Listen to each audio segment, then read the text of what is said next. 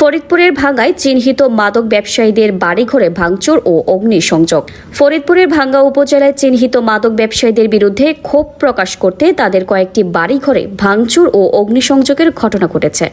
শুক্রবার ৫ জুন সকালে এই ঘটনা ঘটে।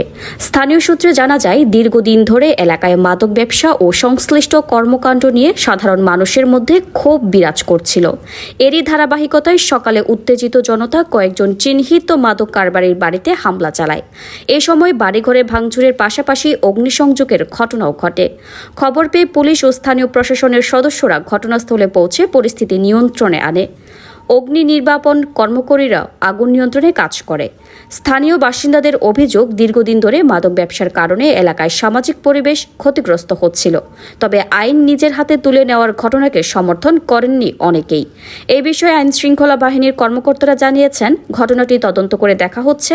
মাদক ব্যবসার সঙ্গে জড়িতদের বিরুদ্ধে আইনগত ব্যবস্থা যেমন নেওয়া হবে, তেমনি ভাঙচুর ও অগ্নিসংযোগের জড়িতদের বিরুদ্ধেও প্রয়োজনীয় ব্যবস্থা গ্রহণ করা হবে।